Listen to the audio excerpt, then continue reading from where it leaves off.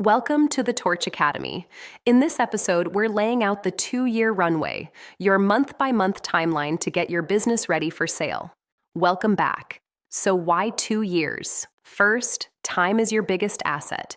You can't fix structural problems overnight. You need time to build recurring revenue, reduce your role, clean up financials, diversify customers.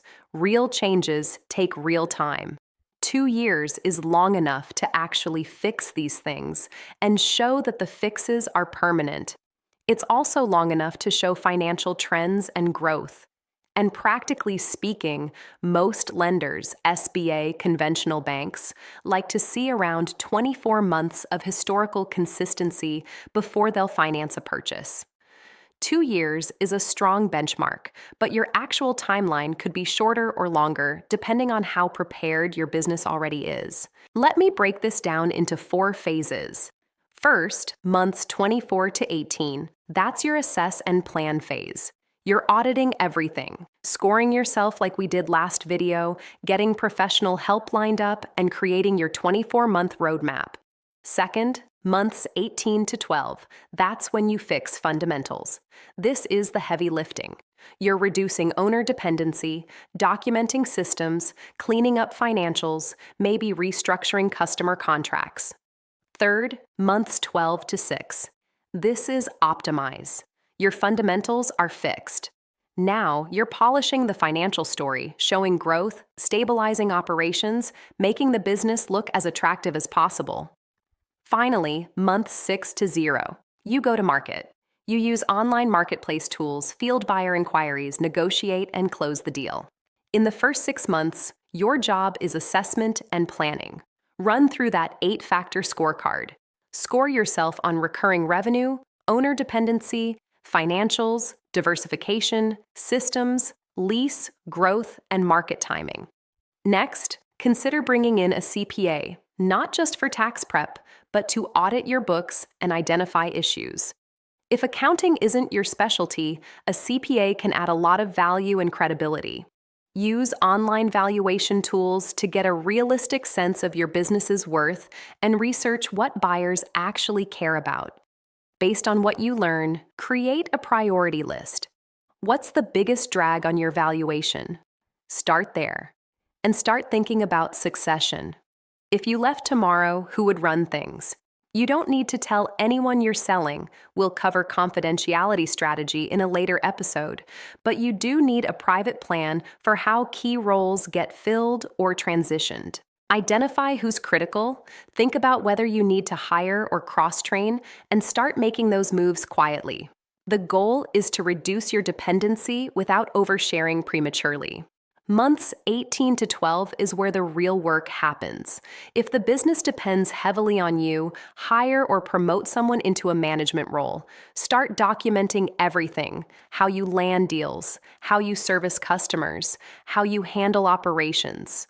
Work with your CPA to clean up the balance sheet and make sure your P&L is crystal clear.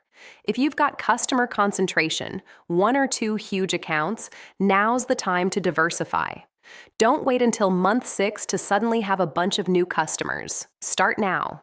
If you have major customer contracts, review them. Can they be assigned to a new owner? What changes if you sell? And talk to your landlord early about whether your lease can be assigned.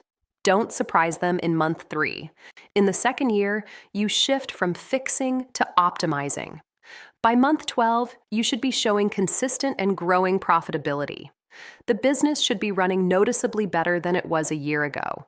You should be visibly less critical to daily operations. All those systems you documented, test them. Make sure they actually work without you.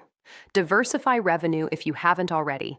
A buyer wants to see that you don't depend on 1 or 2 major contracts.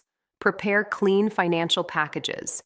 3 years of tax returns, clean P&Ls, a clear cash flow picture, and address any last red flags. If there was an issue you couldn't fix, get ahead of it. Document the issue and explain why it's not a deal breaker. The final 6 months is go to market. You use online marketplace tools, refine your asking price based on recent performance, and prepare your executive summary. All your documentation, SOPs, customer lists, financial records, needs to be organized and accessible. Then you start quietly reaching out to potential buyers. Could be competitors, adjacent business owners, PE firms, or strategic buyers in your industry. You field offers, negotiate, undergo due diligence, and hopefully close within 3 to 6 months. Here's what I hear from sellers all the time. They wish they'd started earlier. 2 years is a solid benchmark, but some sellers are ready faster and others need more time. If you can start 3 or 4 years out, you're in an even stronger position. You're less rushed, you're less likely to make panicked decisions, and you have more negotiating leverage.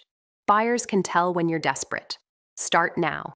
The key message: selling a business well is a 2-year project, not a 2-month scramble. The first year is about fixing weaknesses, clean up financials, reduce owner dependency, document systems. The second year is about demonstrating performance under those improvements. Buyers pay for a track record, not a promise. Thanks for watching.